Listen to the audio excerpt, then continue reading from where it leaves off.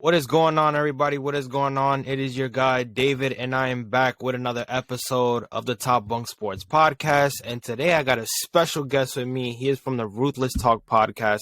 It is my guy, the one and only James Porcelly. What is going on, man? How are you? Man? How are you? Good, man. I'm sort of, how do you say it, jet lagged after all this Raw and Mania. Yeah, that's one way of putting it. Yeah.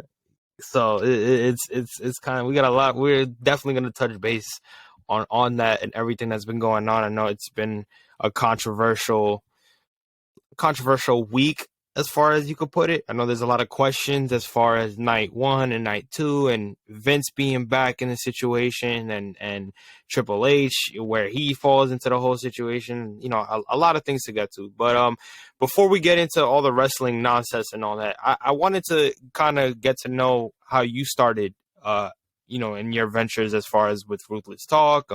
What made you cover wrestling, and what got you into just podcasting? Because there's other ways to cover it, but obviously podcasting is one of the main things that everybody tends to branch off to nowadays, with all the technology and all the platforms that people get to do it with. So what got you started in this whole thing? Well, first of all, I want to thank you, man, just for having me on your platform. And I appreciate you for being a part of my podcast just a couple of weeks ago, as we also we did a show filling in for my co-host, Brian. And you'll be back, of course, on our Saturday show, which is going to be a lot of fun, talking about SmackDown after Mania, and God knows what's going to happen then, with all this stuff with Endeavor, UFC, and all this bull crap, right?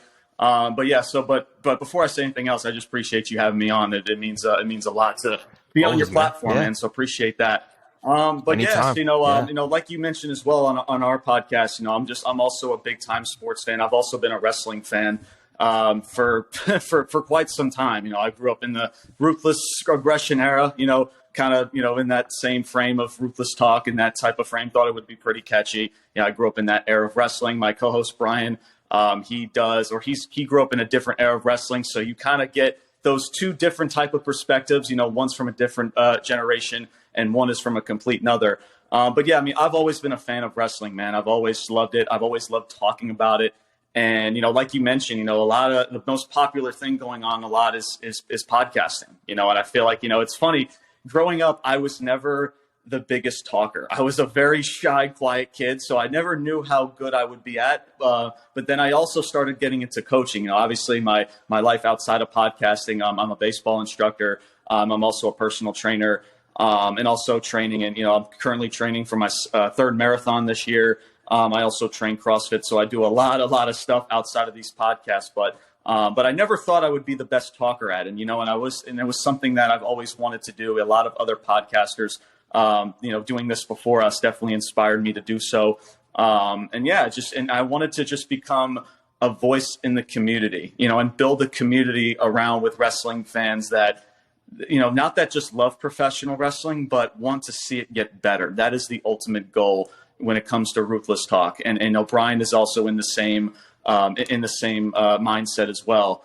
Just building a community that wants to make this company, whether it's WWE, AEW, better.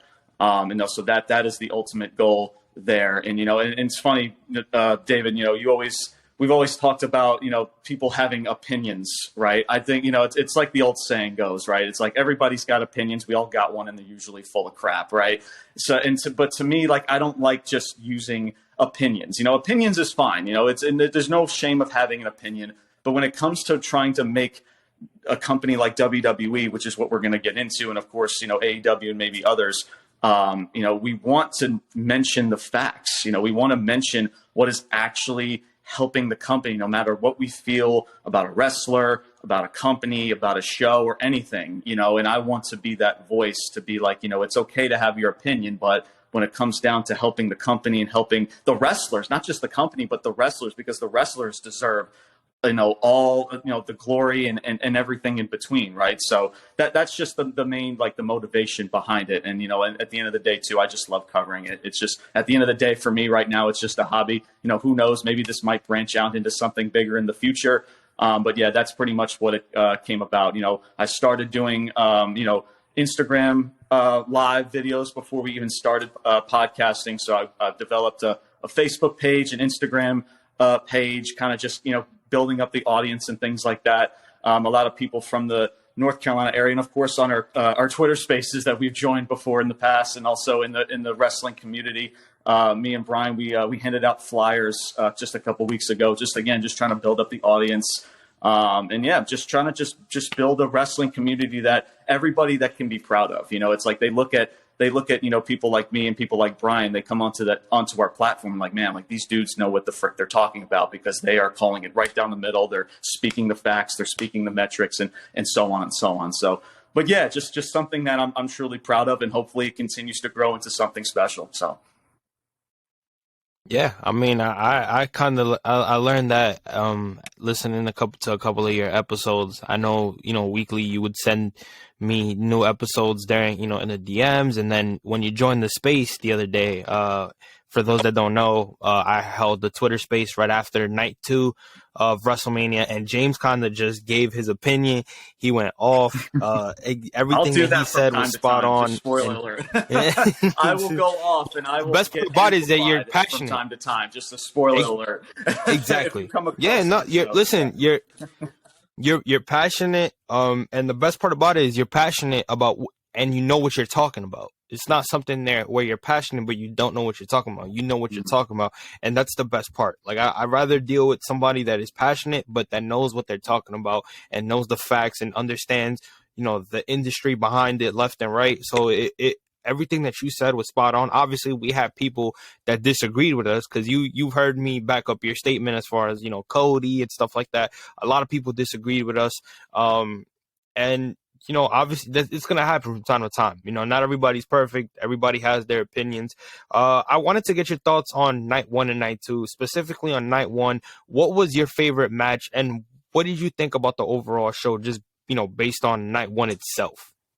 Man, well, I mean, night 1 itself, honestly, before I get into what my favorite match was, just night 1 itself, honestly, was a fairy tale. I mean, from start to finish, I mean, it was just extremely solid throughout. And I know people have their talks about, the start of the show, which was Austin Theory and John Cena. And, people just hate on Theory just to want to hate on Austin Theory, because that's just a fun thing to do in this community, right? Because Austin Theory is a Vince McMahon guy.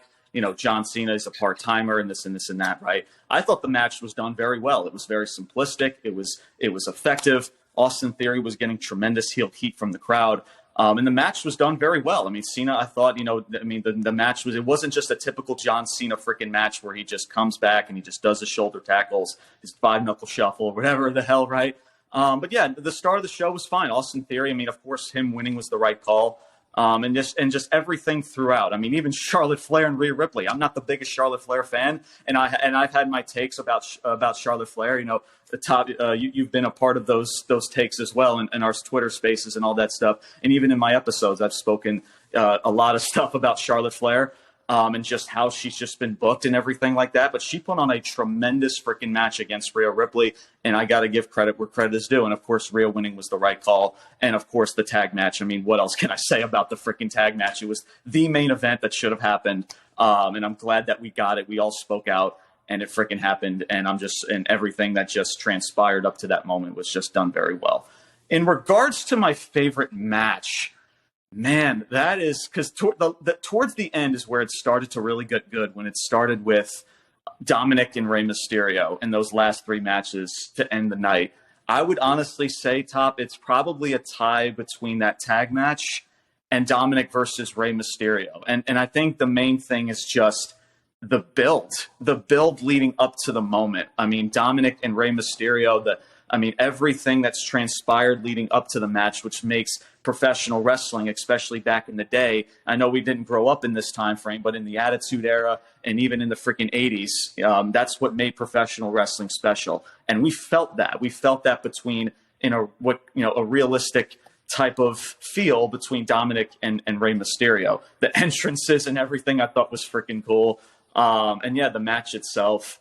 And just, again, everything leading up to it. But if I did have to choose one, Top, I would definitely say the tag match, just because how, especially in regards to Sami Zayn's point of view, from being the honorary Uce, from freaking, turning his back on Roman, the steel chair shot, the slow burn with Kevin Owens. So definitely I would say in that ultimate moment, cultivating moment, taking those titles from the Usos, which was 600, I want to say it was 620 plus days. So definitely, no doubt, probably I would put that at number one, and maybe I would say Rey Mysterio and Dominic at number two. I would say in that order. And honestly, even though again I'm not the biggest Charlotte Flair fan, I'll put that at number three again, guys. And that's the thing about me. Even though I don't like somebody, I will not be afraid to call something out and saying it was damn good.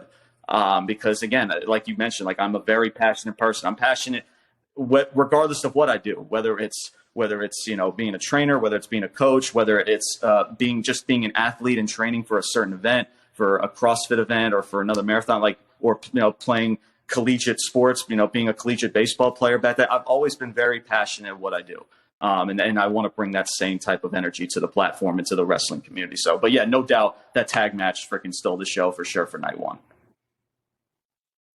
Yeah, I agree. I think the Dom and Ray matchup, you had the storyline kind of it built itself up for a really good match. I thought it was a really good match myself. The entrances from top to bottom. Credit to Dominic too. I mean, you talk about his first WrestleMania. That's a pressure situation. I mean, it wasn't no tune-up match. He's going against a legend in the game, in Rey Mysterio. Really held his character. He didn't fail at all. I mean, the stuff that he did to his sister when he threw the drink in her face. I mean, the stuff that he was doing to his mom when he got in her face, calling Ray a deadbeat in front of her. Like the man held his own, and there's nothing negative that I could say to Dominic, because when he first came into the business, everybody thought, oh, this kid is going to be handed the keys because he's Rey Mysterio's son. And, they're going to hand him the keys or whatever, and he's not going to do what we think he's going to do. And he completely turned that narrative out, turned it around, shut it down, and he's been great. I do see a great future for this kid. And then if you go back into the tag team matchup, just everything based on the tag team match, the build up to that match itself. I mean, you talk about Sammy's run with the Bloodline, then him turning on them at the Rumble, and trying to a lot, because Kevin Owens and Roman had their thing too at the Rumble at one point. So it all came together. The matchup was great. The ending was great. Had everybody on their feet. I don't think one person was bored of that matchup at all. So I do agree with you on that. There's really nothing I could say or disagree with that. As far as night two, what was your thoughts on night two? I know there's a lot of opinions on night two.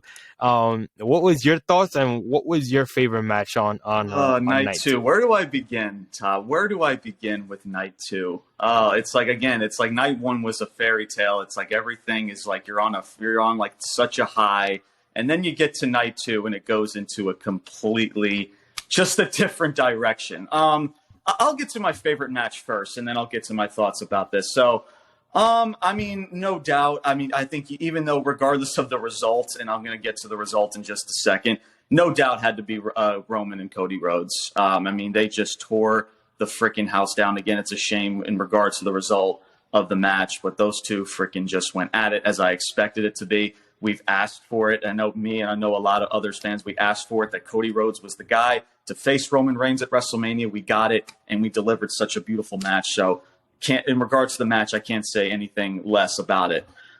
But man, what a just a disappointment freaking night. I mean, and as soon as Omos, right, starts off the show, I knew right then and there that we were in for a rude awakening.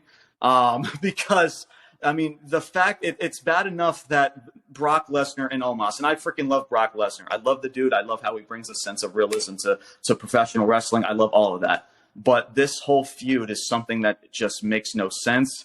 And at the end of the day, nobody asked for it the last time I checked. And yet it's starting WrestleMania, your grandest stage of all. So again, right then and there, fans, LA is just being put to sleep. That's the first thing. The women's showcase. I mean, it's hard to showcase freaking women when they're only given 8 minutes in a match. I mean, it's just, and even the men's showcase from the previous night, that is when you do, and I know you know this better than I do, David, is that we talk about the generation of wrestlers today. They do a lot of the flips. They do a lot of Canadian destroyers. They'll do freaking, all this bull crap and all this, all this other stuff, right? To, all the moves that they did in their mother's backyard, doing all the freaking, jumping on the trampoline and stuff, right? But that's when you do it. That's when you have that type of match on a grand stage like Mania. We see it all the time in weekly shows, and it's redundant and it goes nowhere, and no story is told.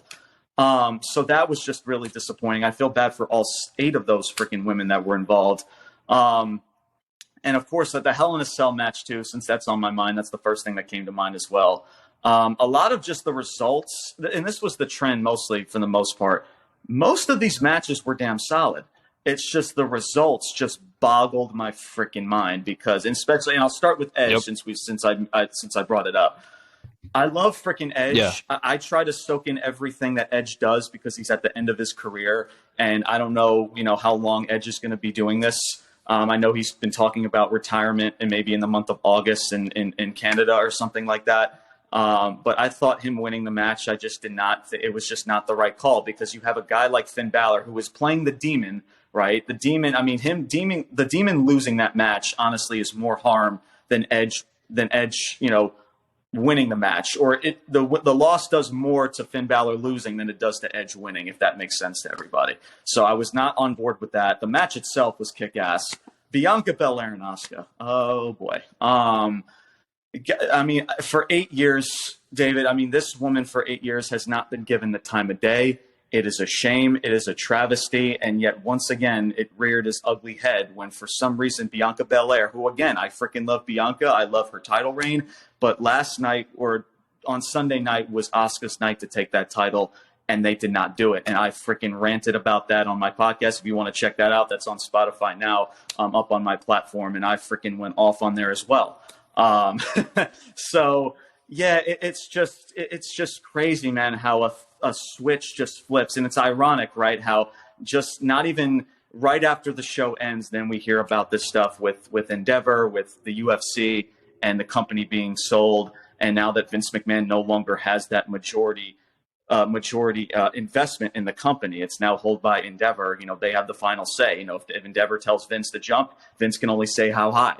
And that's what's crazy about all this in this entire situation. But yeah, it's disappointing. It was really tremendously disappointing. And like I said, I think I used all of the words that I needed to say up on my podcast. So like I said, if you guys want to check that out, go ahead and check that out. But yeah, in a nutshell, just to put it all into a bow, it was just comparing to night one, man. It was just disappointing. So.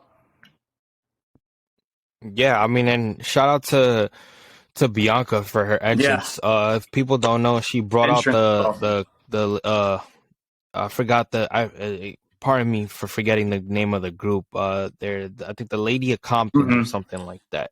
And she did it. If anybody seen the entrance, there was a little girl. They were doing flips right before Bianca came. Her mother had passed that same day. And I think it was very dope for them. If you guys saw the post-conference, Triple H got emotional just describing it. And I think it was really dope that they were able to give her that opportunity, considering the situation that she was going through. I don't see how anybody could, wrap that up and kind of deal with that on the same day that, they lose a loved one, especially somebody's mother. So for them to give her that opportunity and to kind of, cheer her up as much as they could by letting her create a moment that she'll never forget. I think it was really awesome and really dope on their end. And the fact that Bianca wanted to do that, it just shows her character, not only in the ring, but outside the ring. But as far as your point on Asuka, yeah, man, they've, for somebody that was so dominant in New Japan and came here to really take over, they really haven't given her the time of day or chance to really succeed like she had the chance. You go back to WrestleMania 34, she faced Charlotte beat her. Then she comes here, she comes you fast forward all the way to WrestleMania 39, and she's in the main event again against Bianca Belair, and they don't put her over. So it's you're wondering what is next for her. Like, what? It's not, to me, it's the same thing that we spoke about with Cody and Roman. If down the line in SummerSlam, Cody and Roman face, it's not going to have the same feel. It's not going to have the same edge to it. So if they have Asuka beat her at a different pay-per-view, it's not going to have the same pizzazz or the same moment or energy. So I do agree with you on that. As far as my opinion, everything that you said as far as how the show went is 100% correct. My favorite matchup was the main event.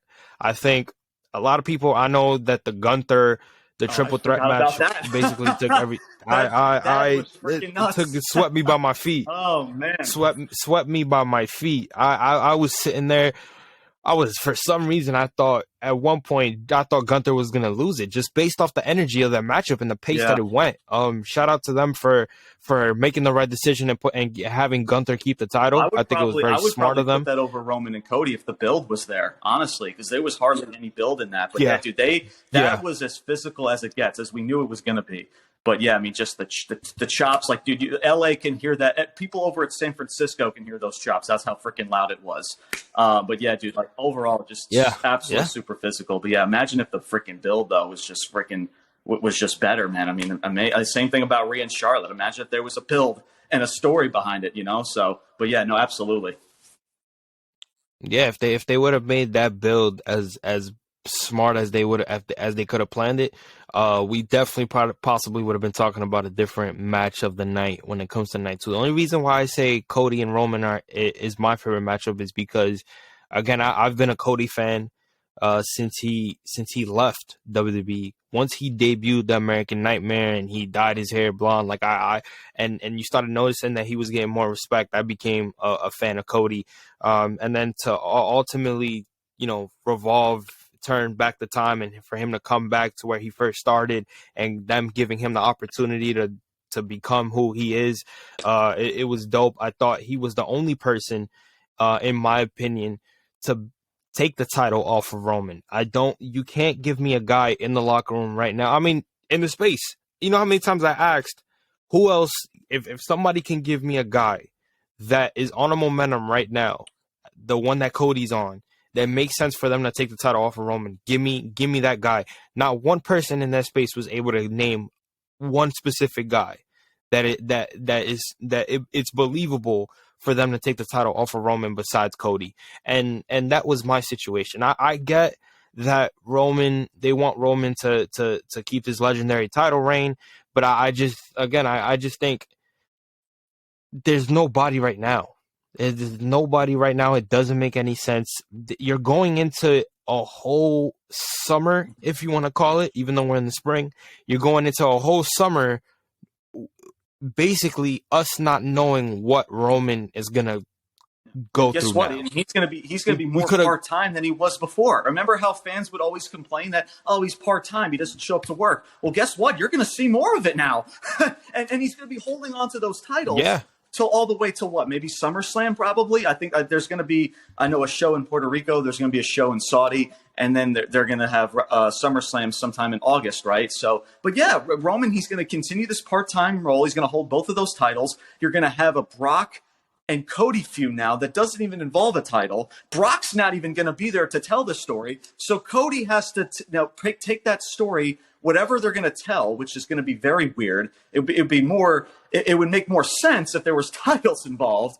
But now he's got to carry whatever that story is going to be on his back because Brock's not going to be there to tell it either. And it's just a very weird and odd situation. Now we're back in the same position that we've been in, when Roman was holding the titles. But there was a reason why that Roman Reigns was holding the titles. It was to drop the freaking titles at Mania. But now they messed that up.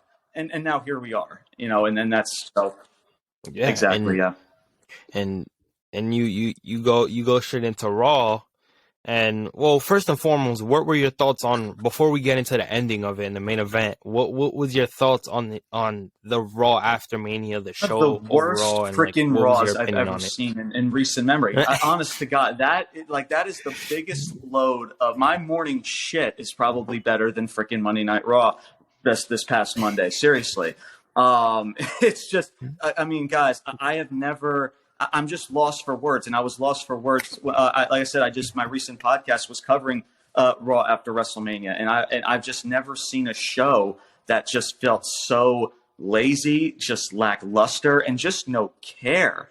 And that also screams Vince McMahon written all over it. And when I also say Vince McMahon too, David, I also mean as well Triple H, because Triple H is just as, involved in this and should be more to blame, or just as to blame, than Vince McMahon. Because if you guys know Triple H, the dude is Vince McMahon 2.0. I've said this from even before I've had the platform that I have, before I even started covering podcasts.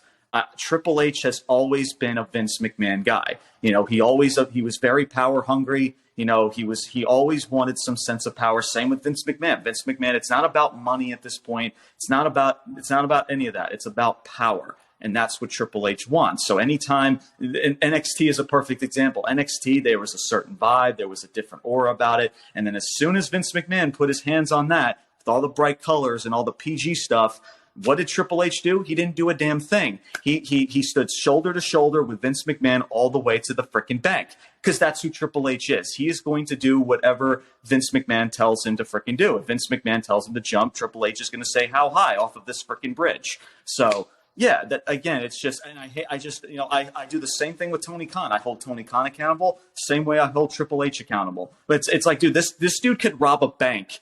And he will still get away with it from wrestling fans. They'll still praise this dude for being, being one of the greatest bookers in professional wrestling. Where maybe, okay, is it slightly better? Yes. Is it that much better than what Vince McMahon does? Absolutely not. I mean, it doesn't take a genius to figure that out.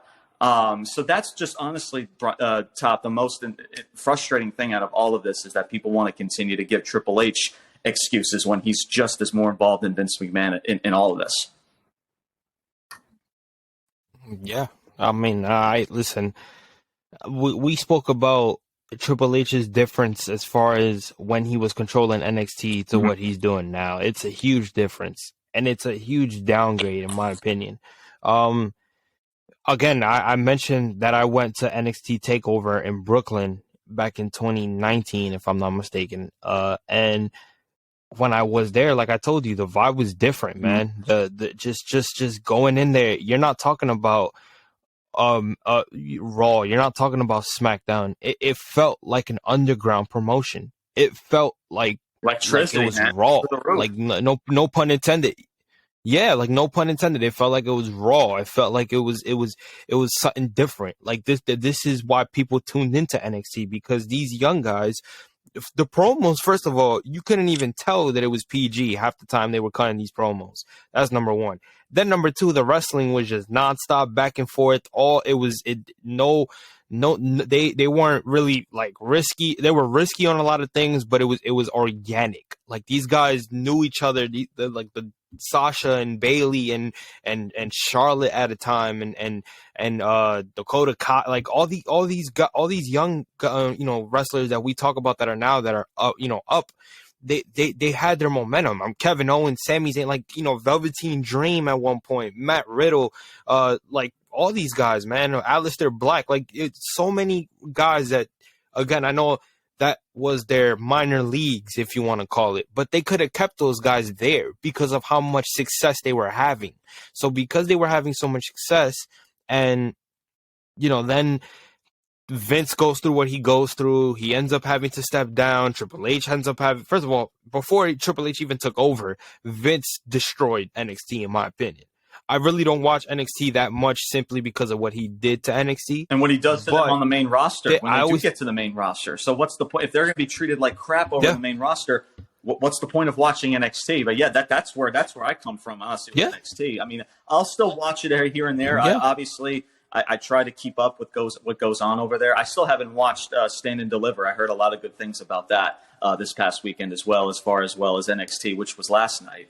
But yeah, I mean, when you see people like Karrion Kross when they were first in NXT, and he puts on a shiny red helmet, suspenders, and they're like, "What are we doing with Karrion Kross?"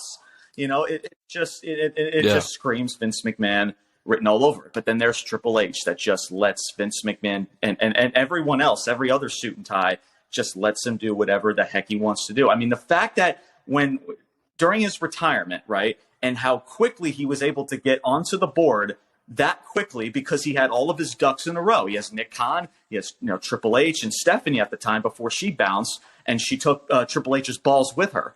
So it's just frustrating how nobody will just stand up to this dude. Shane McMahon had to freaking leave. He's left the company twice because he wants nothing to do with the company, and I don't blame them. Sasha Banks and Naomi, they took their ball and went home because they were lied to about actually the company building a women's tag division. They lied through their teeth and they bounced, and I don't blame them. So it's just a mess, and now we're and I even mentioned this on the podcast, like. This is honestly to me, and I hate to be a Debbie Downer about it because I want to see the company succeed, and I want to see.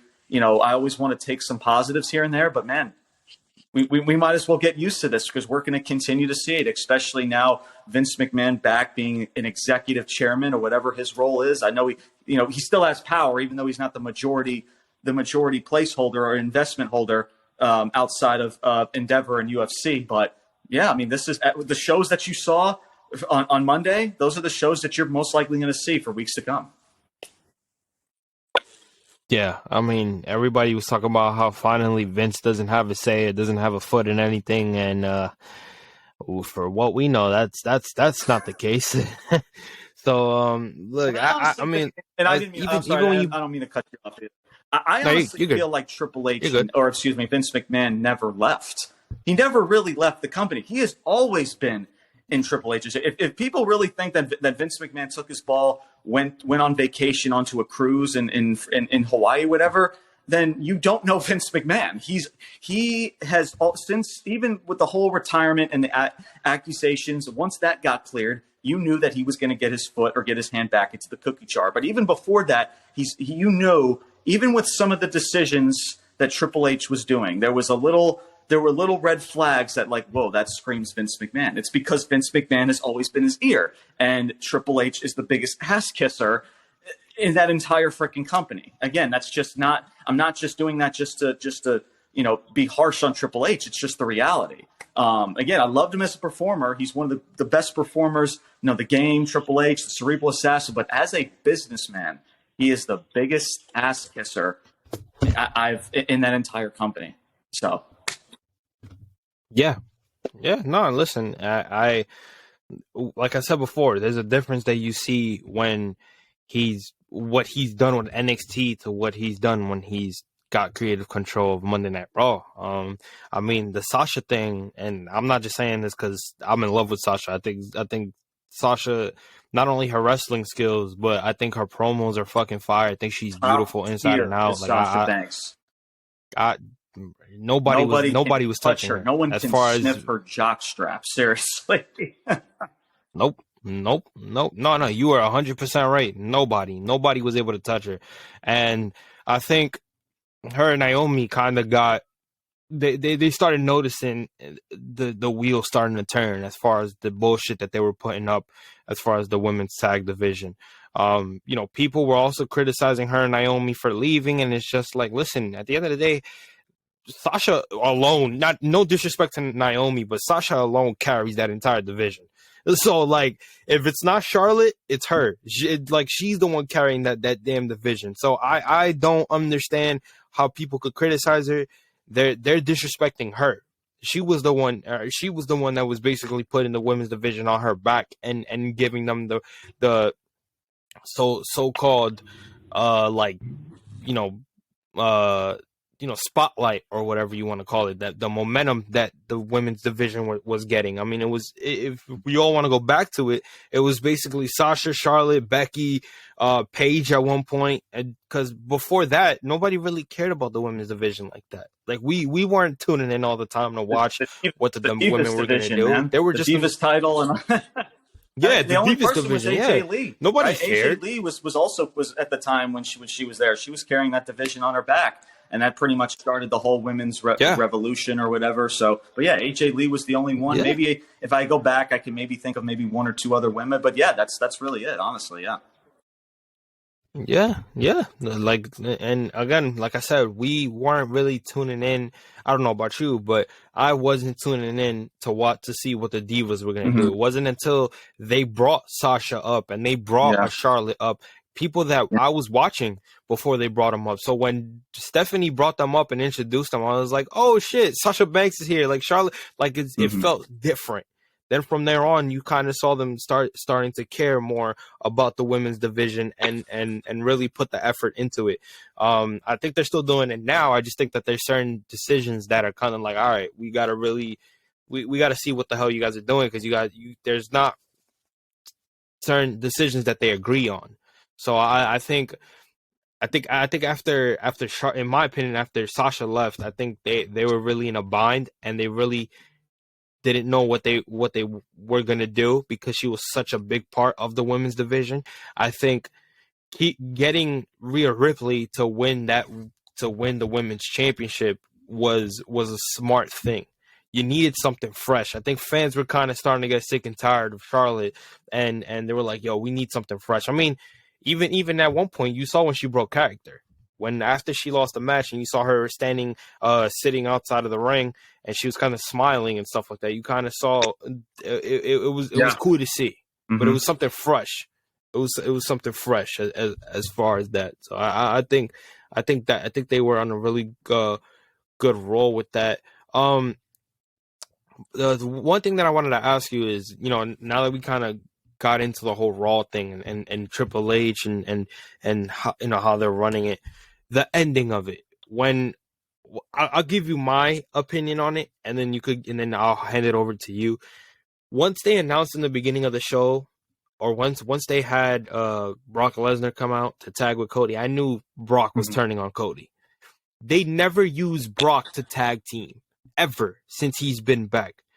What makes you think that all of a sudden now they're gonna have Brock just tag team with Cody, a guy that he's never really faced in the ring? All of a sudden now it's two biggest stars. You're not gonna end. There's no way you're gonna end the show like that. There's always gonna be something, even if the show's not going as well as we think. It's the Raw after Mania. I mean, you want to talk about endings? You had Brock returning, and F5 and John Cena. You had Ryback clotheslining John Cena and shocking everybody. You had so many endings to the Raw after Mania that there was no way you were just going to end that off with a tag match. There was no way a fucking F5 to Roman was going to make any sense, because people are tired of that. So when he did that to Cody, I knew it. Like I figured, I was like, yeah, he's going to attack Cody at some point. I didn't know it was right then and there. Like when Samantha Irving was doing the introduction, or this guy, the other guy that does the introduction for Raw. But I predicted it. So what was your opinion on that, and where do you see that going as far as that build up? Man, like I said earlier, man, it's just like, you think of the Raw after Mania. It's just like you think of, like you mentioned, like stuff it feels the electricity. You feel like it's different, right? It's not just a normal Monday Night Raw. It's different. You still have that WrestleMania type of vibe, et cetera, right?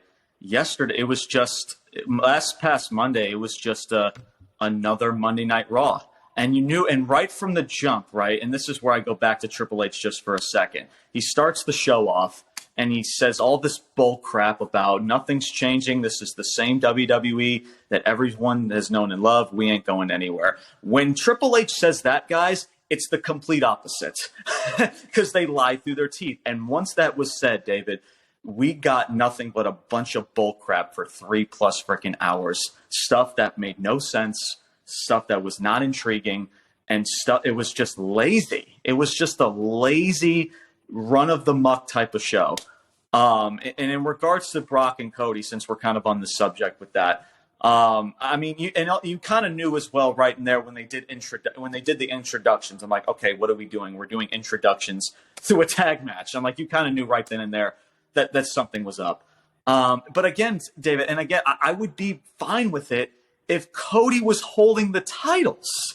That's my issue, because Roman Reigns is going to take his ball. He's going to go home, right? He's going to go home. He's on a part-time schedule now, and he's going to hold on to those 2 titles and keep them hostage for what, till he reaches 1,000 days? So again, the 1,000-day title reign of Roman Reigns. And again, I freaking love Roman. I love the tribal chief, and I love Joe Anoa'i, the person himself, and him with his battle with cancer and going up to being legit the top guy in this company. Much love to Roman Reigns, right? But Cody Rhodes' momentum was that much more important than an 1,000-day title reign. It's not sometimes just about the length of the title reign. It's how you lose it in a certain situation. Obviously, title reigns need to feel prestigious. To me, like a good title reign is probably more than 6 to 8 months or maybe more. That's a solid title reign, of course, depending how it's booked, right? But now you're going to hype up a WrestleMania Backlash show in Puerto Rico, and your world champion is probably not going to be there. I mean, he's telling a story between himself and the Usos. I acknowledge that. And maybe there was a centimeter of intrigue with that whole situation. But why does it need to involve titles? Like, why does Roman Reigns? Because, and again, guys, Roman Reigns is not going to be there to tell the story. He's going to have a part-time schedule, and he's not going to be there. So why is he holding the titles? We're just in the same situation that we were when he was holding the titles before. And I have been with Roman Reigns holding those titles. I've been in the minority saying, no, Roman Reigns needs to hold on to those titles. He needs to hold them all the way till Mania when Cody Rhodes faces him at Mania. And I stuck by that. But while everyone else said, oh no, Drew McIntyre needs to win at Clash of the Castle, or Seth Rollins needs to freaking win the title, or better yet, for Cesaro, like you name it, whoever came across Roman Reigns, every single person was the guy to take the title. But yet, no, but there was me, and I know Brian feels the same way about Roman Reigns needed to hold those titles all the way to Mania, because WrestleMania is the place where you drop those titles in an epic title reign. But now here we are, just for what? To reach a 1,000-day title reign that he's not going to show up for half of those days anyway? Leading up to Mania, or leading up to SummerSlam, it's so bizarre, and it's just so, and they dropped the ball. They completely dropped the ball, and now it's just an utter mess, man. It really is. Yeah, I mean, I'll tell you this. I mean, I'm excited to see Brock going back as a heel. I think he's always been good as a heel. I think I was kind of getting a little sick and tired of him being a face. I didn't think it was. They had his moments. Brock is Brock. Like babyface. Brock is Brock. Yeah, Brock is Brock. So he's always gonna draw, regardless if he's a face or a heel. But I think he's more better off a heel, because you get the more savagery when he's doing this. And just being a complete asshole like that to me, I think that's the best part about it. I think, and again, you saw how much he's more believable as a heel, in my opinion. He pulls it off great. He's always been a heel.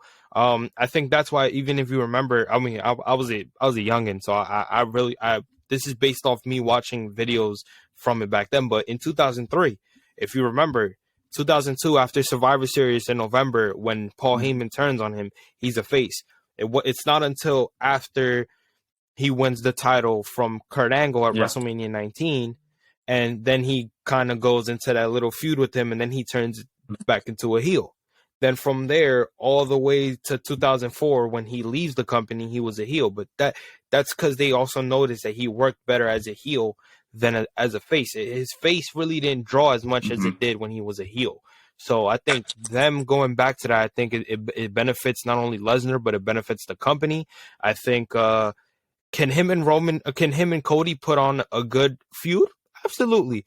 But again, it's not gonna draw as much if Cody was the champion. It doesn't make sense. Now, mind you, because here's the thing too, right? It's like, they're going to tell this story. It's probably going to involve Heyman in some sort of fashion, right? Talking about, maybe they had an agreement of some sort. Why would Brock and Heyman be working together? This dude Heyman just stabbed this dude in the back not too long ago. Why would they just be working together? So they're going to come up with a bull crap freaking storyline that's going to try to make sense.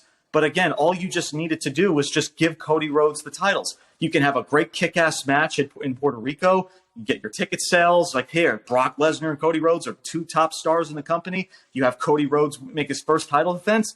It's not that hard.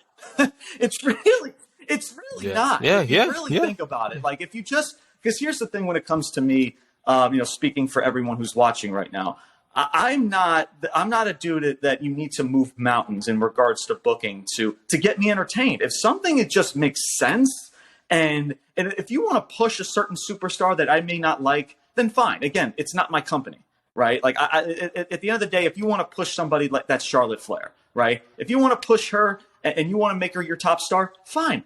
Make me care. Make me a reason to get behind this girl. But all they do is just throw her in title match after title match after title match after title match. And there's no feel, and it's just shoved down your effing throat. So that's the issue with this whole thing. No doubt this feud can be entertaining. No, absolutely. But it just doesn't make sense because there's no title involved, because there's no other reason why Brock Lesnar would go after Cody Rhodes in the first place. So again, like I mentioned earlier, it's just a mess, man. It really is. Yeah, I mean, and if you think about it, I know people would rather see Brock Lesnar hold the title one more time than Roman keep the fucking title. But if you would have played it off like Cody beating him, and then by any surprising chance you had Brock Lesnar take the title from him and make it more believable and shock everybody, that would have been money too. You know what I'm saying? Because it would have surprised a lot of people. But I think, you're gonna have your Roman. Don't get me wrong. I'm a bloodline fan. I think them changing exactly. I think them changing Roman ever since they put Roman as a heel, man. I thank the wrestling gods for that, because of the fact that this guy was trash as a face, was getting booed every night. Did nobody care to hear or see this guy at all? They were sick and tired of his bullshit. They were giving him the John Cena treatment. And at some point, you sat there and you're like, yo, when is Vince going to get it? When is Vince going to change? I mean, him beating Triple H at WrestleMania 32 didn't help, because fans were booing him. If you remember the pay-per-view, nobody really gave him a good ovation. You go to WrestleMania 33, whatever decision they had of ending of having Taker, it made no sense, because it was like he already lost the streak, so nobody's gonna care for the fucking that match at all. You go to 34. 34 was like the one time that Roman was a face where we got something that involved him, and that was Brock Lesnar beating him.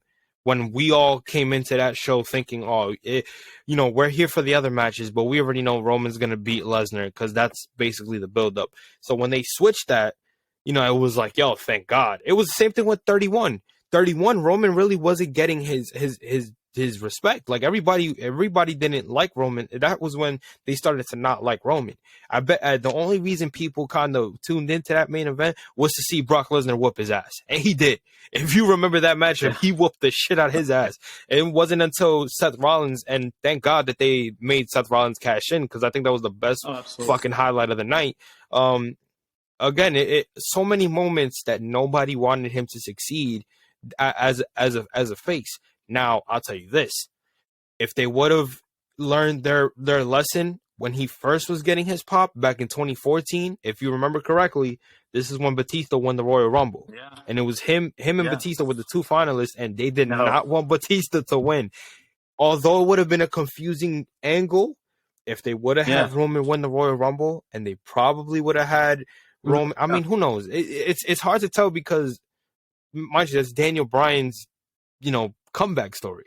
So it's like, if you would have had Roman win the Rumble, would it had still been the same for Daniel Bryan? Yeah, you get my point. That's the only thing about that. But again, that was the only momentum, in my opinion, that he had, that everybody was on his side as a face. Once he got as a heel, everybody was like, yo, bravo, you guys are doing something right with the guy, and he pulls it off to this day. Like, as a heel, you're supposed to be hated. Everybody hates him, and he knows he's doing his job the right way. So I think with Roman, the sad part about it is now we don't know what the fuck they're going to do with him. Cody, they could, whatever they decide to do with him, they could have kept it, but have the title on him. We see the champion wrestling every night. We see the champion defending the title at every pay-per-view, and we don't have to deal with this part-time bullshit. That's my issue. I don't know how you feel, but I'm gonna hand it back to you if you have an opinion on it. That's my issue with this whole situation, especially the momentum that Cody has had. There's no other person, like I said before, in the company right now. No Seth Rollins. I don't care if it's Seth. I don't care if it's Sami Zayn. There's nobody right now in this company that has the momentum to beat Roman Reigns. I don't know No, how you feel about what I you're just said. spot on. But Like yeah, I said, I've said it for months. Like I mentioned earlier, I've said it for months, even before I had the platform that I have. That Cody Rhodes was the guy. As soon as he stepped in, as soon as he made that big return in that whole match with Seth Rollins last year's WrestleMania, I knew right then and there, this is the dude.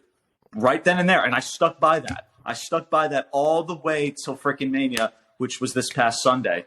In regards to Roman and his character change, yeah, there's no doubt, man. It was probably the best decision that they could have ever done in that company. And you can thank Joe Anoa'i himself because, and this is a true story. He legit walked up into Vince McMahon's office and said, listen, we got to change something. Like, I don't want to go through the same bull crap. When Vince McMahon kept trying to push him to do the same thing, like, no, you're going to get a reaction. Like, I'll do the Vince McMahon impression. No, you're going to get a reaction. It's going to be good shit.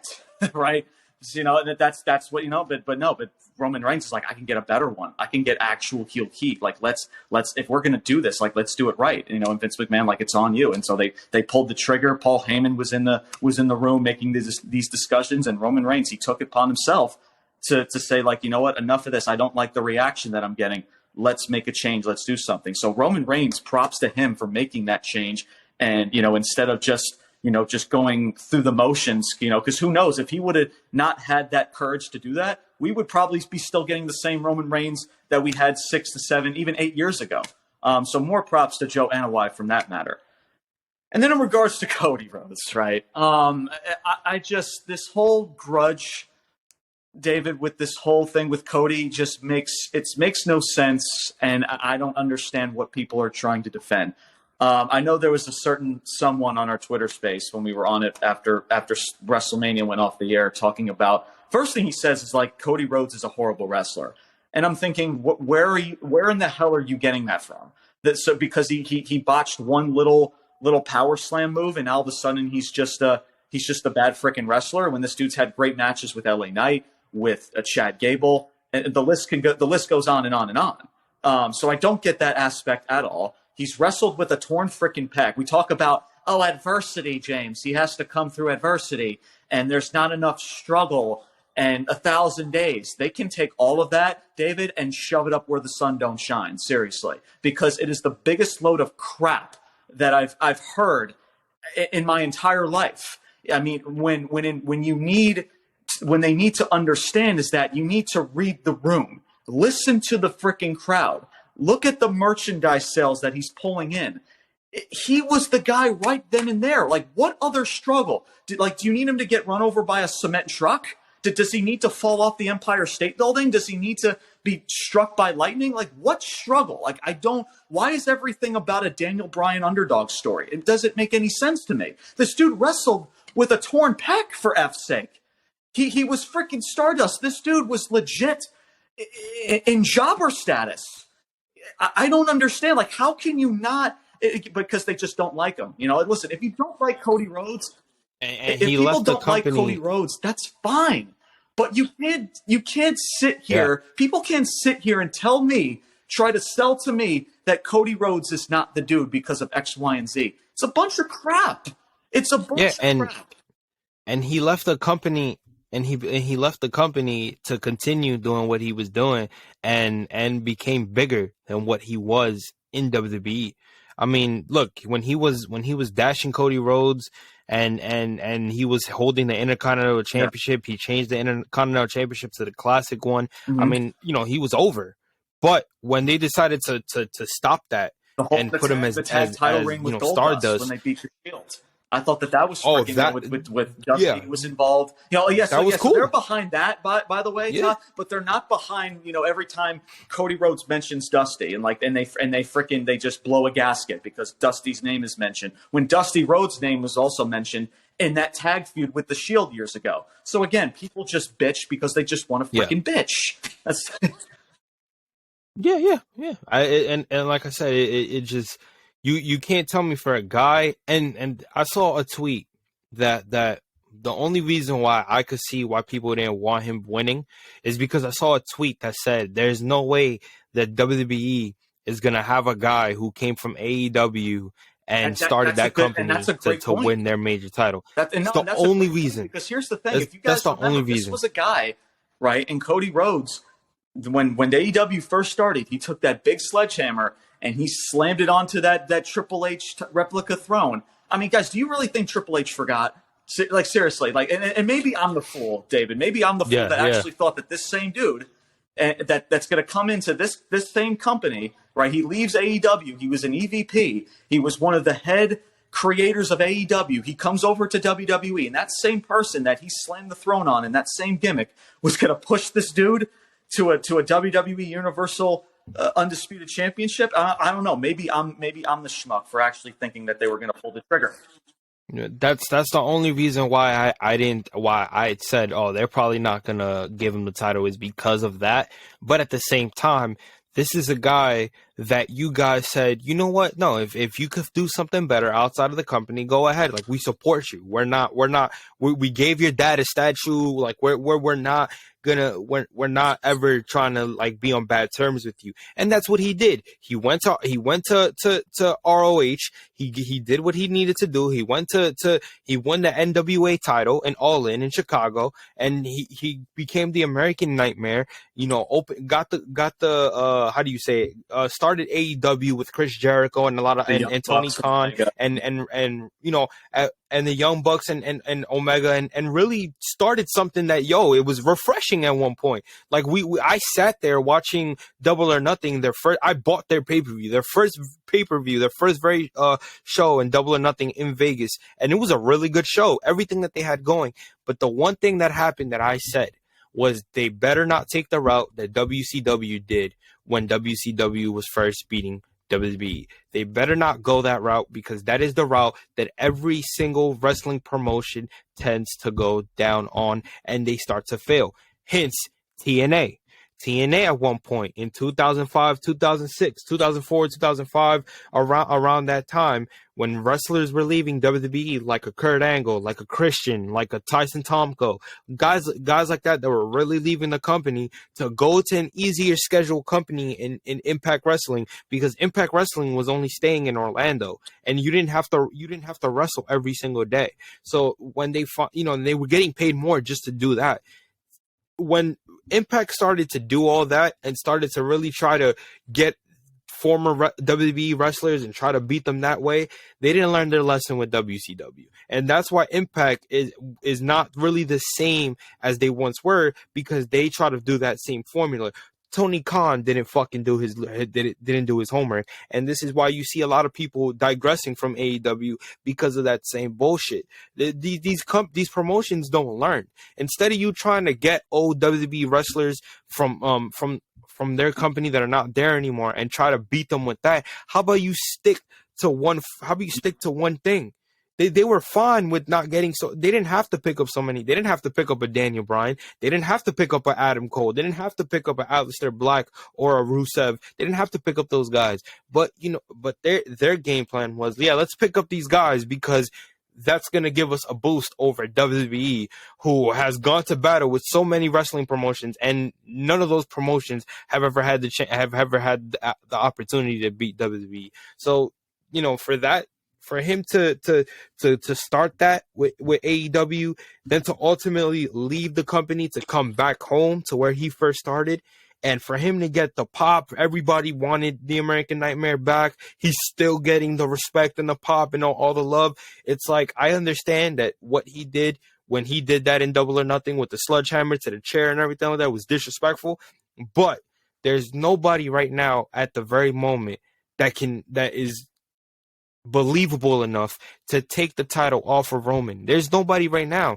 and it does not make sense for the company to have a guy like Roman Reigns part-time and you're barely going to see the guy. It doesn't. It really doesn't. That's my point on why they should have had Cody win the title. Again, like I said, I'm gonna pass it to you before we move on to the next topic. I don't know how you feel about that, but again, that's why I say what I say when it comes to the Cody and Roman situation. Yeah, and it's funny you mentioned AEW. I mean, they are just flooded with just talent that they don't even know what to do with. I mean, bro, Keith Lee, he wrestled on AEW Dark. That just tells you everything you need to know about AEW and where they're at right now, because they have all this talent. That's great. You can have Keith Lee, you can have Alice, you can have, or Malachi Black now, I should say. You can have all this talent. You can have Miro, you can have Eddie Kingston, you can have all these people. But if you're so overflowed with talent, all they're going to do, and you notice that too in AEW, because, you know, Tony Khan, he tries to do the best he can because he has so much freaking talent to get them on television. So you'll see once in a while, one person will be on television. The following week, they won't be. One person will be on television. You won't see them again for another 2 to 3 weeks. And it's just it's just a mess. Now, thankfully, as of the past 2 weeks or so, there's a cool little situation going on with Omega, Hangman Adam Page, and who knows with tonight, with AEW Dynamite tonight. You know, maybe that continues that momentum there. You know, at least it's something. I said this also on the podcast. It's something. Like, there's at least, it's like teaching a toddler how to walk with Tony Khan and booking these shows. It's something. But yeah, dude, it's a shame. Yeah. And I don't know, maybe if when Cody Rhodes left, I don't know if he saw something coming that we didn't see at the time. And maybe that was the reason why he left. He took also his beautiful wife, Brandy Rose, and over at WWE as well. So yeah, I mean, just with AEW, and it's, you know, it's a shame of where, because we thought at this point too, as well, David, that, you know, they're 4 years in now, at least a good 4 years in. At this point, we think that they should be competing with Monday Night Raw at this point. I mean, Monday Night Raw doesn't draw that much numbers. I mean, for the most part, they draw in not even maybe 2 million, maybe like 1.5, 1.67, around that range, right? You would think that AEW has passed that 1 million in television ratings by now, and they would be in that competition, but they're not. They're in the same boat that they were in when they first started, and that's what's frustrating too. But then there's this AEW niche audience. Same with WWE niche audience, that no matter what Vince McMahon does, no matter what Triple H does, no matter what Tony Khan does, they're going to be right there kissing their ass. How everything is great, everything is awesome. Don't need to change anything, right? And that's the problem with this community, with professional wrestling and fans. We got to be honest with ourselves and think, do we really think that this is the best that AEW and WWE has to offer? The answer is no. They could do way better, because trust me, Dave, they could put on great shows, but they refuse to. The Raw after Mania was just a fuck you to us. Seriously, it was just a big old F you to us. Yeah. It's like, because they gave us that little. Yeah. Again, we were on cloud nine with WrestleMania Night 1. There was some red flags in Night 2, especially with that freaking ending with the main event. And now here you have Raw after Mania, and it was just a complete. It's like Brock Lesnar in a nutshell. Like Brock Lesnar in a nutshell, going off the air with the double bird. That is Vince McMahon and Triple H saying "F you" to all of us to going off the air. It's in a nutshell, right? And it's just, yeah. And again, it's just, you know, at times I struggle to find the words, because it is that baffling and it's just that mind-boggling. But yeah. Yeah, if my friend was here, he'd probably be arguing with the both of us, because he'd be like, "Did you just call Brandy Rhodes pretty?" Because I always tell him, I'm like, yo, woman, and man, he has an interesting taste in women. I think she's gorgeous. I mean, I think Sasha Banks is better is better looking. I think I'm more. Oh my God. Yeah, I think there's a lot of girls. Yeah, we could talk about being there's a lot. We could go through the whole divas, right. The women's division, and we could go about our list. But I think Brandy gets she gets a pass. But I wanted to ask you another question, or want to know your opinion on Austin Theory's run, because I feel like, again, I gave my opinion to you on when I was on your show a couple weeks ago, and I basically told you my opinion on why I didn't think Austin Theory versus John Cena made any sense whatsoever. I know a lot of people told me that the reason that they're doing it is because they need a big time legend in the game to kind of give him the boost as far as him and his character. I get it, but at the same time, it's like, can you put him in a more realistic setting, in a more realistic feud, to where it doesn't have, where we don't have to automatically know that he's gonna fucking win? Like having John Cena come back just so Austin Theory so he could put Austin Theory over was just an obvious fucking decision. I hadn't even have to watch the match to know that fucking Austin Theory was gonna win. Like, even though I did, because I'm a Cena fan, but I didn't have to go and watch the match to know the outcome of that match. So, what is your theory on or your opinion, I should say, on his run? your opinion on his run and what they're gonna do based on after him beating Cena, and who do you think is gonna be next for him as far as a feud? Excuse me. I'll say this, right? I actually, like, I always say this about a lot of wrestlers, and this includes Austin Theory. I truly believe there is a lot of good potential in Austin Theory. I really do. It's and if I go back to WrestleMania or the Raw after Mania this past Monday, it's a real shame because this dude is trying his hardest to attract some heel heat. He did it at WrestleMania Night 1 with that match, and I thought that was one of Austin Theory's best performances I've seen. And here's the thing, too, about wrestling as well.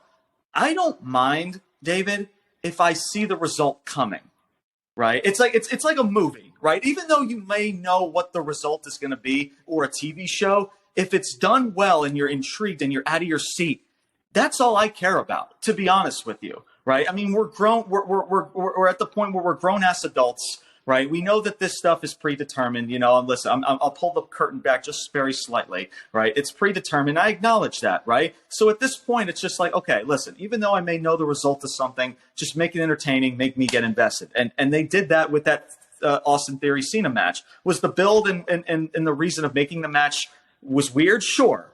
But again, just the match itself, I thought the way that they did it was fine. In regards to Austin Theory in a nutshell, it's just a shame because it's funny too, right? Fans were like, oh, this dude needs a reboot, right? This dude needs a reboot. He was taking selfies, this and that. They do this. So they have him cash in. So in order to do a reboot, they had him cash in his Money in the Bank contract on a mid-card title, and he loses the shit. And then right away, he gets like this pretty much the same freaking character. It's the same Theory. He just puts his cell phone in the back in the locker room. That's the Austin Theory that you're getting. And he's got more of a beard. He's a little bit more mean streak. Like we see a lot of those characters time and time again. It's nothing new, but that's your reboot. That's your reboot. And fans were behind it. And now here we are, and those same fans are still trashing Austin Theory. When I've said it from day one, it's the same character. But it's not a reboot, so that was just weird to me. I don't know why we needed to almost bury this dude just to get him a reboot. It was just very weird to me. But and it's a shame too because there's really not a strong connection with the crowd with Austin Theory. There really isn't. I mean, like I said, the Raw after Mania was a prime example of that. And again, like I said, even though I like Austin Theory, I think there's potential. I'm not gonna sugarcoat to say that there's no connection. And right now, Austin Theory, that something needs to be done with him because I can honestly see moving forward, David, that give it a couple months, maybe in a year, this dude is going to be in the same character and the same bull crap, even what they're doing with Charlotte Flair, and they're going to hoist this dude in the world title picture. You may see this dude win a world championship Sunday, and fans are going to complain. He might start shoved down our throats because there's no connection, and that's what I'm afraid of, because I do think that there's potential in Theory that needs to be worked on, that needs to be shown, right? Needs to blossom into a legit star, right? And the matches that he had with Cena was a prime example of that this dude can be a star in this company, but you got to make people care. You can't just throw this dude on your television screen, put a title on him, and do all this crap and expect for us to care, But yeah, so in regards to what goes from here, I don't even know, man, because this mid-card division is so irrelevant. I mean, you see it all the time too with mid-card titles being defended on Monday Night Raw or a SmackDown, because instead of building up that motherfucker, you just have the match in the middle of a Raw or SmackDown. It's just like, okay, it's just like, and then we have the match, and then it's just rinse and repeat for the next competitor, right? So I don't know. I've spoken. Me and Brian have also agreed about this as well. That maybe the Street Profits and Montez Ford. Eventually, dude, at some point, because as much as, and I like the Street Profits, but dude, Montez Ford, it doesn't take a rocket scientist to show that Montez Ford is levels above Angelo Dawkins, right? And Montez Ford is a star that's just waiting to be showcased, right? And maybe, and there could be an argument to say that maybe you could have done something with Montez Ford. However, I would have maybe, and that's near the future. I wouldn't do it right now. Make the turn, because again, the Street Profits have hit their ceiling. There's nothing more you can do with the Street Profits at this point. As much as we like some people may like the team, that we like Angelo Dawkins, all that stuff, right? But Montez Ford is ready. This dude is ready. You got to pull the trigger. You got to make this dude get a singles push. And what I mean by singles push is that put him in a feud, whether it's with Dawkins or somebody else, and then moving forward, that leads, people are getting more and more intrigued. And when the timing is right, now we start talking titles. Right now we start talking U.S. title, world, whatever it is. So maybe Montez Ford is in the future is someone to maybe think about. Other people that I'm thinking about too. I mean, Johnny Gargano, but you already had the match there, so it'll just be another rematch. And that's what I mean about this mid-card division. It's just irrelevant, because every match you just see on a Monday Night Raw with no care and no build. So, but to kind of wrap this all up in a bow and send this back to you, I like Theory. I think that there's potential. But the problem is, though, David, I don't trust this company at all. Especially that, I don't trust it at all. I don't trust that they're going to book it properly. I don't think they're going to make us care about Austin Theory. I think they're just going to throw him into the world title picture at some point down the road, and it's just going to be shoved down our throats. That's my fear of this whole thing. Yeah, I mean, again, it goes back to the way they booked them before the Elimination Chamber. They were like, why are they booking him in an Elimination Chamber match for the U.S. title? Like, makes no sense. And I think they're just disrespecting the guy. I mean, the fans don't even care for the guy. I think you brought it up. You brought it up on the Raw after Mania. He came out and Dude, nobody cared. Dude, nobody gave us. Okay. Bro, they legit just did not give a single shit. I mean, they sat in their crowds and they sat in their seats. They didn't care. Stood there. He's like Austin Theory. He's begging for some heel heat. Yeah. He's like, Cena said you guys were going to tear me apart. Where's it at? Yeah. Silence. Dead silence. Yeah. Silence. Exactly. It's like you hear a pin drop. It was really bad.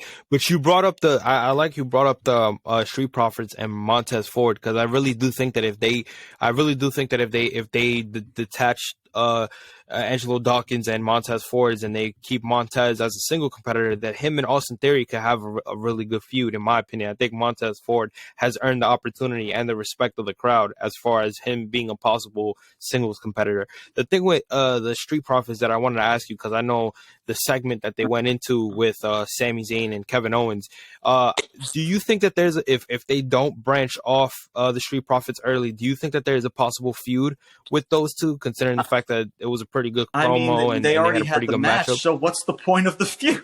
They just had the match. Bro, they went 13 minutes this past Monday. Why bother a feud, bro? This is the problem with wrestling. It's like, they have a non-title match, and now the Street Profits are what? They're going to turn heel or whatever, or maybe they just put two baby faces, the typical WWE in professional wrestling today. They just throw two baby face teams in a match for a title and just expect us to give a crap, right? But they'll do that, or they'll turn them heel and they'll have the rematch. So if you were going to have the rematch for the titles, why have the match? Why have the match on Smack? Bro, I sat there for the first time, David, in a while. I sat in a match that involved Kevin Owens and Sami Zayn, and halfway through the match, I didn't care. It's sad. I legit did not care. Because I know what it's going to lead to next week. You're going to probably see what. You're going to see Sami Zayn most likely against Montez Ford in singles competition. Then you're going to see Kevin Owens versus Angelo Dawkins in singles competition. That's how this company builds tag championship matches in a nutshell. Just put everybody in freaking singles competition. That it's the most lazy, just redundant bullcrap I've seen in like forever that they've been doing it, right? The way that they book the title picture and the division in general. It just, it just makes no sense to me, dude. I listen, again, if you want to put the Street Profits with Sami Zayn and Kevin Owens.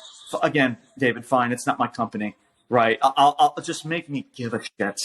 But it's really hard that you already not even they didn't waste any time. They come out, they won the showcase match, right? Okay, that's fine. They're like, okay, maybe that results them into getting a future title opportunity. Okay, fine. The very next night, they're already facing the champions. I'm like, so nobody can lose. So that's the champs already won. So what was the point of the showcase? I don't understand. It's the most again, guys. It doesn't take a rocket scientist to figure this shit out. It's just so weird. Yeah, but it's WWE booking, David, in a nutshell.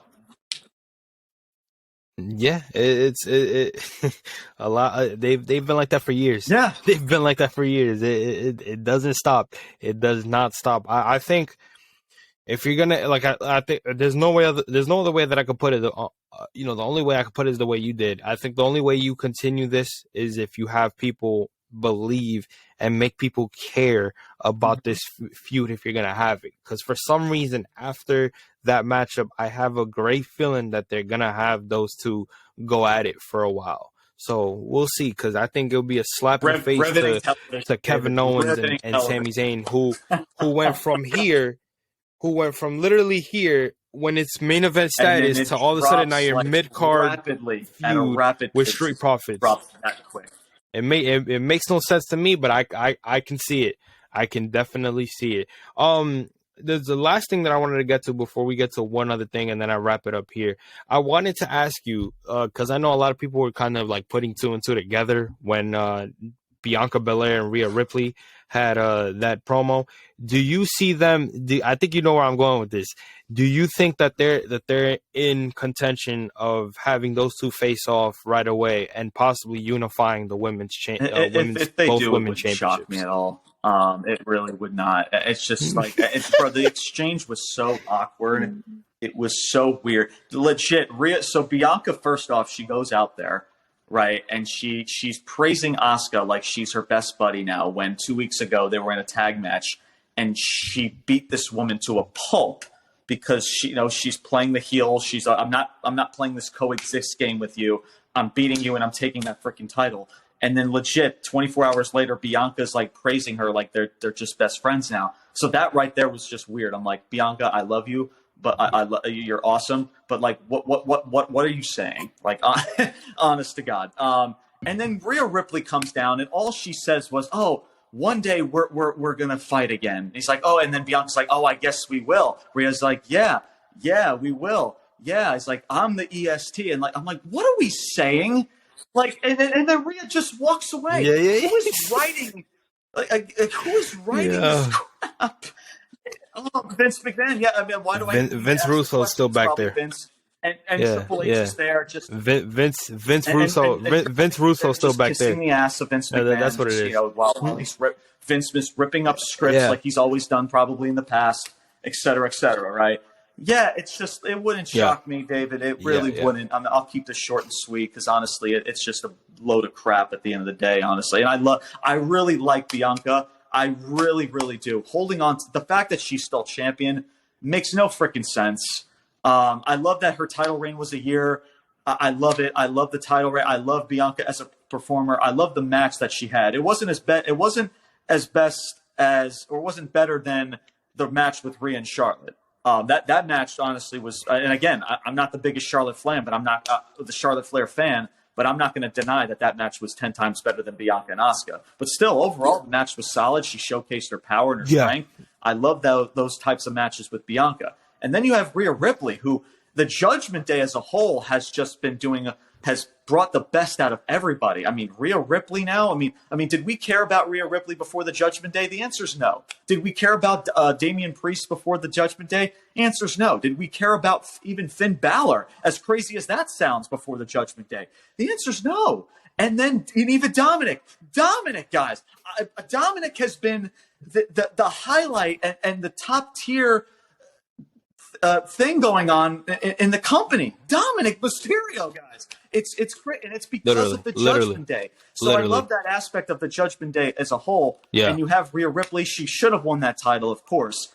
And now you're throwing. So now you're So here's the thing: we should have gotten that match between Rhea and Bianca in the first place, right? Because the build and everything, the story made sense, right? But now after Mania, now they're like, okay, now we're just going to have the match again and unify the titles. Yeah, that's great. That's just great business because and you're going to waste that at a freaking in a Puerto Rico show, just for bro, save that. If you're going to do Rhea and Bianca, bro, dude, save that for SummerSlam. Save that for another, bro. Don't waste it. If you want to do Brock and Cody, that's fine because again, Brock is a part-timer. Everybody knows Brock. He's not going to win those titles anyway. It would be Cody's first defense. That would make sense.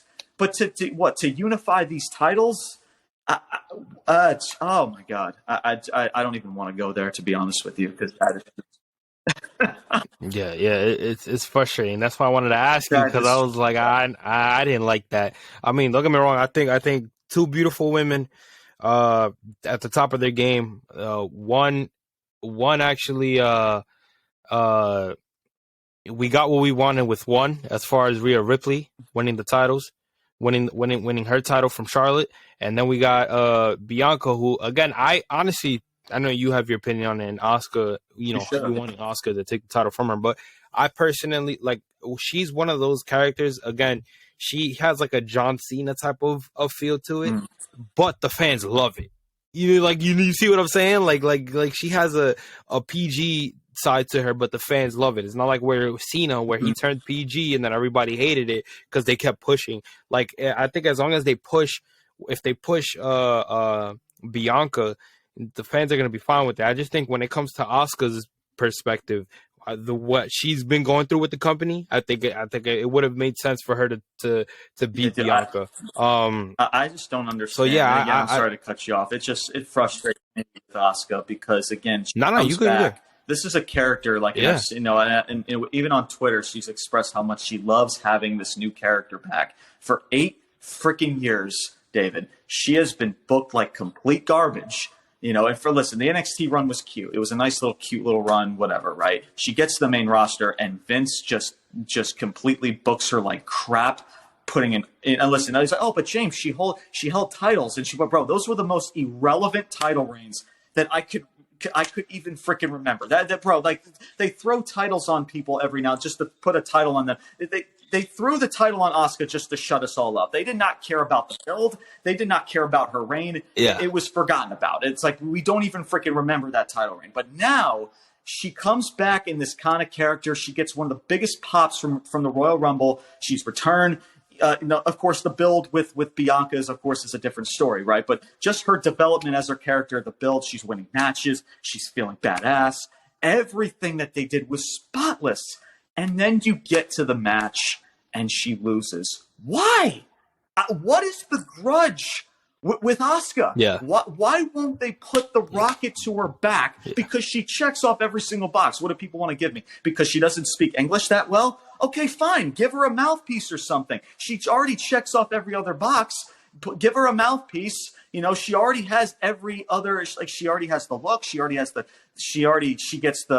got the attraction from the crowd. She has the charisma and everything. She's great in the ring. She's put on tremendous match. Everything that Asuka does is spotless, but yet Vince McMahon and just does not want to see it, or he just doesn't want to be bothered to see it.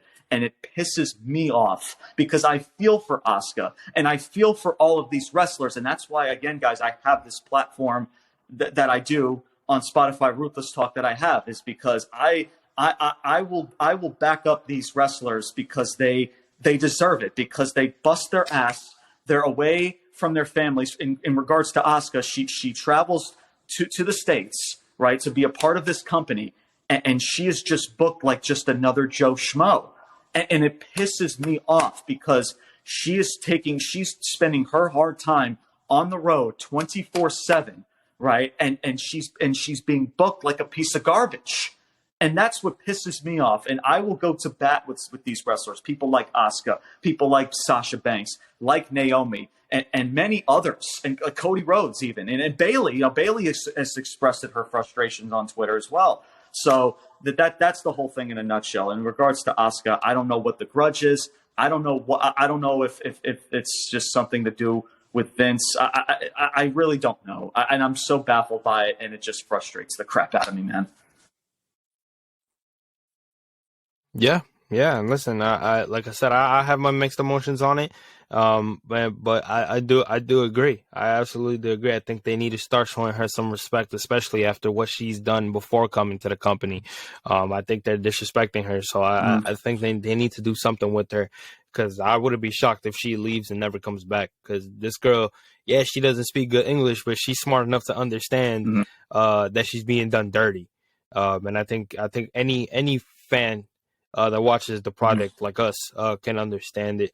The last two questions before I end it off. The first one would be, where do you see things going now with everything that we saw on Raw, and what do you think is going to happen?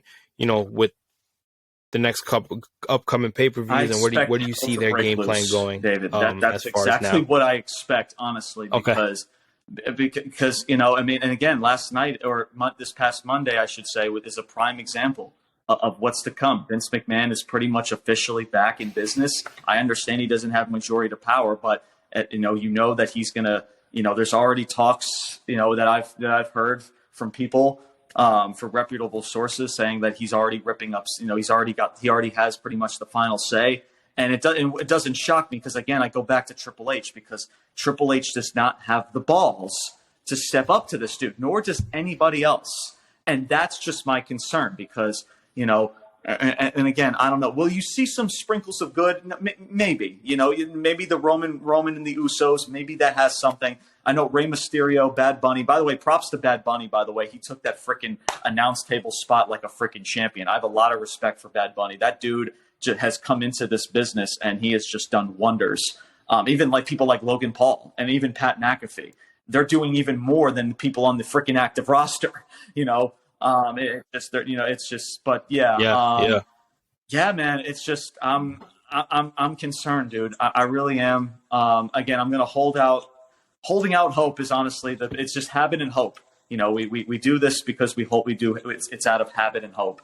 Is why we do this, is why we cover this stuff. But in regards to maybe AEW, if I would shift my focus over there, I don't know, because they do have, again, I mentioned earlier about they have something going on with Omega and Hangman, but that's really it. And maybe MJF, whatever MJF is, they have the 4 pillars thing that they're doing.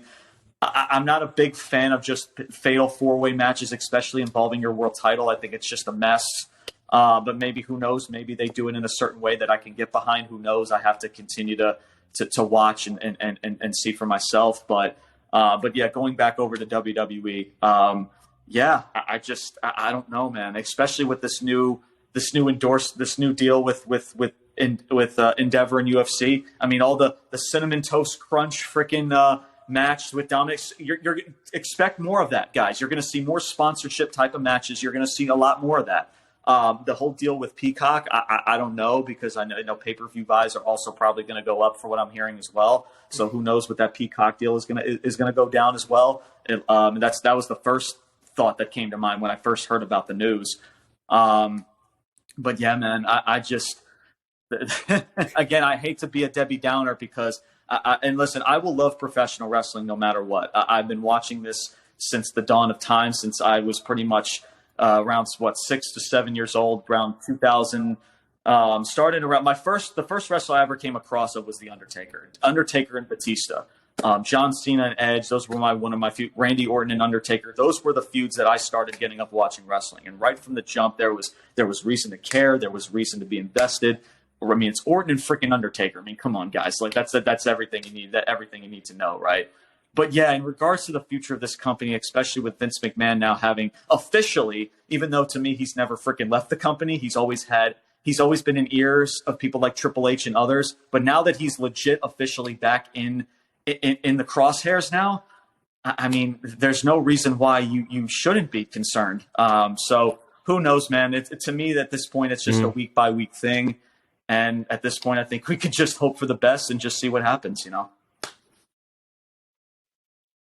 Yeah, it should be a dope couple months. It's at least, and I say dope loosely. It should be interesting to see what they do, considering because I'm gonna be honest with you. Like I said, I know a lot of people are wondering how this Brock and Cody thing is gonna turn out. I'm invested just to Mhm. see how it's gonna turn out, just to see the promos and what they do with Brock and and how the match goes. So I'm invested as far as that. I can't say nothing about AEW because I don't watch it. They've completely lost my interest ever I since don't they blame you, start. my You know, friend. I they really don't again blame you they're at all. just it's bad. It's bad. And then the cherry on top was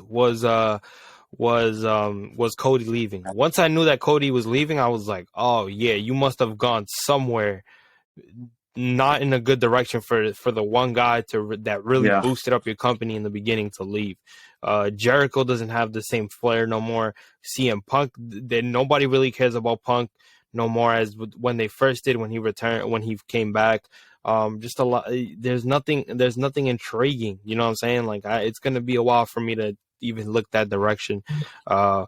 So it's gonna be interesting to see what they do now that there's so many opinions out there and so many moves that they've made as far as WWE is concerned. My last question to you is not wrestling based. It's the Knicks. So if everybody doesn't know, Orange the and blue Knicks, skies, they baby. I'm clinched the freaking fifth ready, seed. They man. are in the playoffs this year. Yes, yes. Let's go. I cannot wait. They play tonight against the Pacers in Indiana.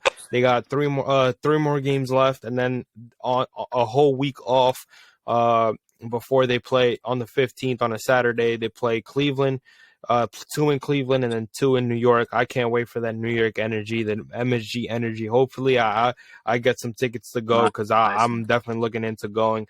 Yeah. It's going to be fucking it's going to be a great vibe. Mind you, if you remember the last time we made Mm-hmm. the playoffs, the vibe were crazy. So I can't wait for Yeah. that. Hopefully Julius Randle comes back.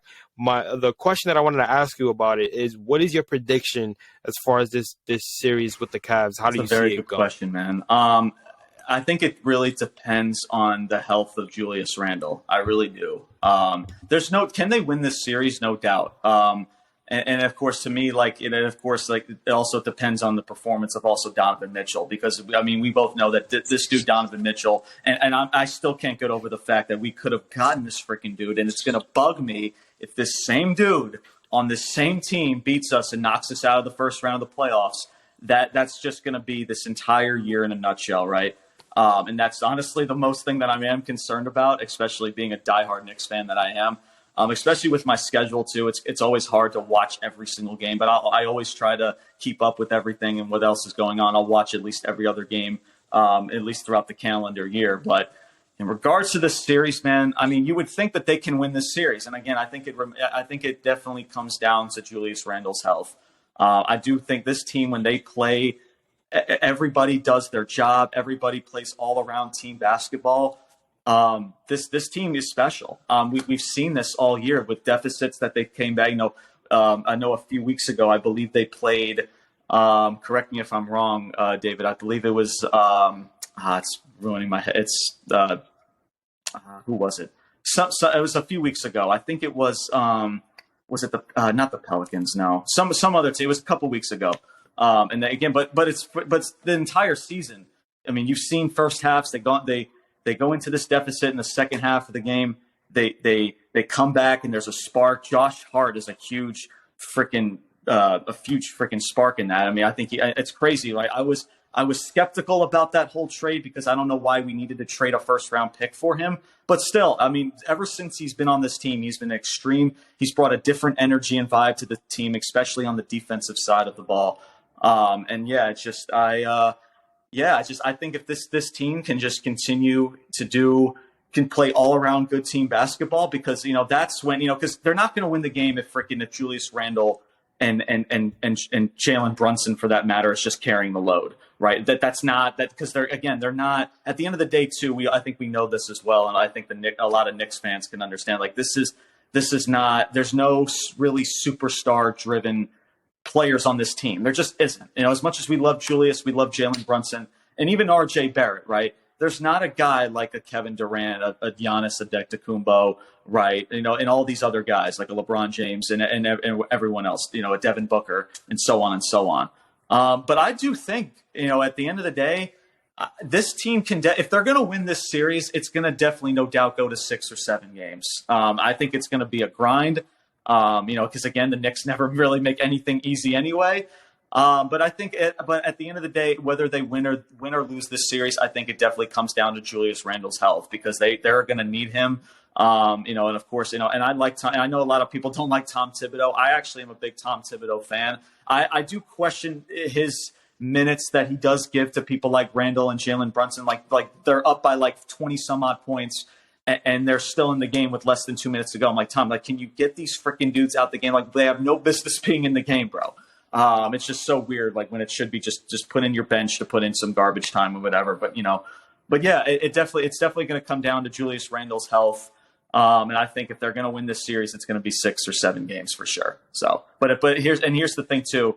If they don't win, because here's the thing about this season, right? I think at this point, I think we can all agree that expectations have changed, right? And I think at this point now, this team is at least talented enough to just get by one round, right? And if they don't do that, then man, there's going to be a lot of, because then they're in the same boat because they're no better than the team that they were in a few years ago when they lost to the Hawks in the first round of playoffs. And I was there in the building, Game 4.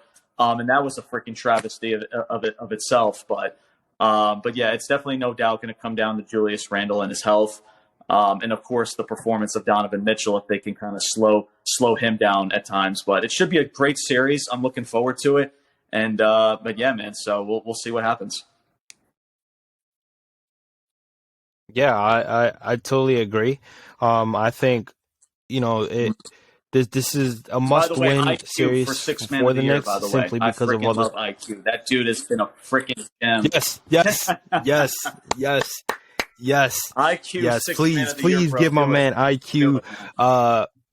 Emmanuel quickly has been wronged for 2 years. He could have been developed even more better if Tom Thibodeau didn't put Alec Burks as a starting point guard instead of Emmanuel Quickly. Now you're kind of seeing what Emmanuel Quickly could do. I think he is a well-deserved Sixth Man of the Year. I want him to win the Sixth Man of the Year. I think the Knicks, as far as the Cavs, they need to basically beat the Cavs, in our opinion, simply because of the whole trade scenario with Donovan Mitchell and everything he was saying about how he thought he was coming here, and he is from New York. He's a Met fan himself. So there's so much opportunity that we could have got him, but at the same time, there's also a win for the Knicks as far as them not getting him, because we would have not had the kids that we have now if we didn't get them. And the kids are obviously working out for us to some extent.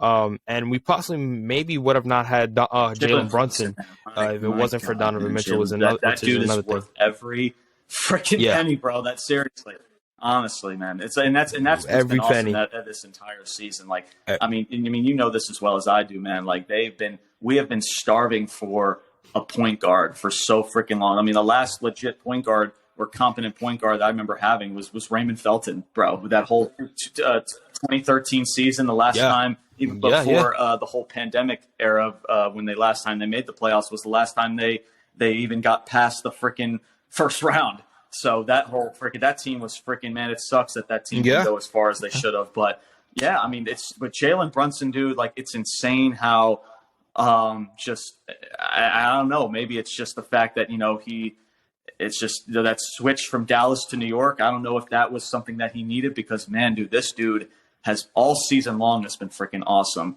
But yeah, that dude has been worth every penny, bro, for sure. Yeah, he's balled out, and I love the guy. I have his jersey, and he's been fucking awesome. And I think this week off after the season is done, I think it's worth. I think it'll help us. I think Julius Randle, if he is good, I think he's a key guy that we need. I know a lot of Knicks fans are like, well, we've been playing good without him.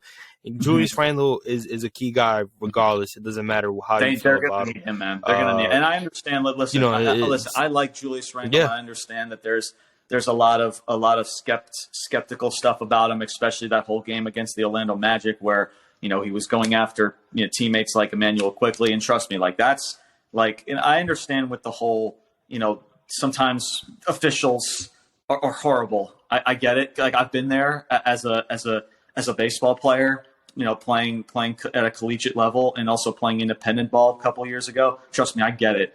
But when you go to the level of screaming at your own, and it's not shocking because we know that this dude has a temper. But at the end of the day, though, regardless of all of that, they need him on the floor. They just need to. I don't care if they're playing well with him right now. All of that can change within a week. That's just sports. That's why we freaking love it, right?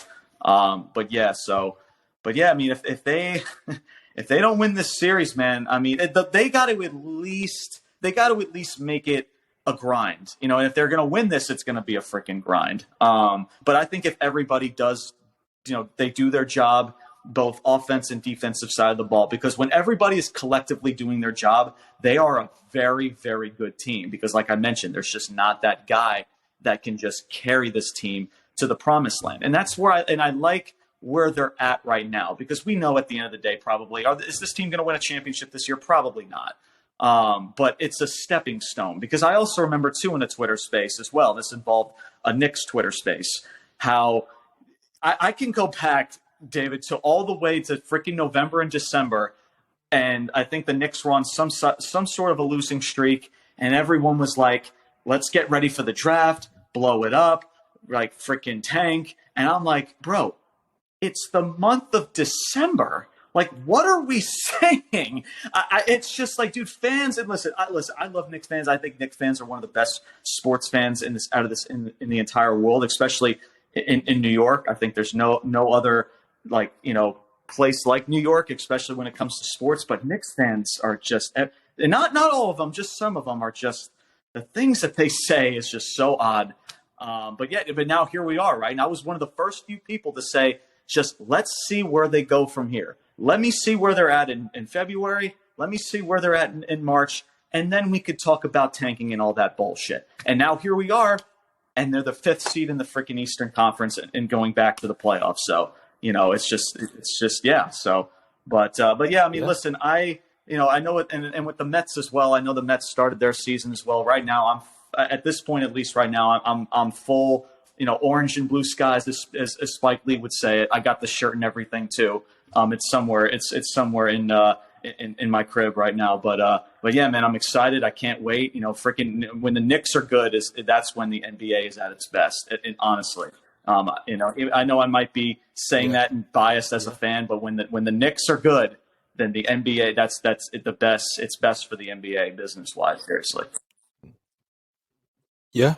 Yeah, you see it right now. You see it right now. A lot of good NBA action, and the Knicks are good, man, this year, man. I can't wait. I'm gonna be yelling my ass off, losing my voice. I'm gonna be going crazy. So I can't wait. We'll just see. It's gonna be an interesting month of playoffs, and I'm just happy that we're in it and we get to see our team ball out. But with that being said, man, I appreciate you joining me. I appreciate you taking the time to talk with me. There's a lot of good conversation that we had, a lot of good opinions, a lot of good thoughts, man.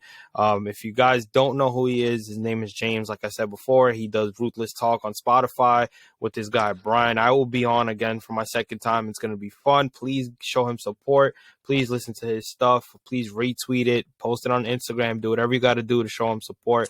Yeah, man, like I said, I appreciate you having me on, man. Like I said, it's going to be fun having you back on our show on Saturday. It's like I said, this was fun. I love doing this. I hope I get to be on your platform once again. If you're welcome to have me again. This has been awesome. The last few episodes that we've done, on my platform and now on yours. But yeah, man, this was fun. I again, I appreciate you having me, and can't wait to have you on Saturday, my brother. Can't wait for it. Yeah, appreciate it, man. I can't wait to join, man. But with that being said, I'll see you guys on the next episode. This is David from Top Bunk Sports, and I'll catch y'all. Peace.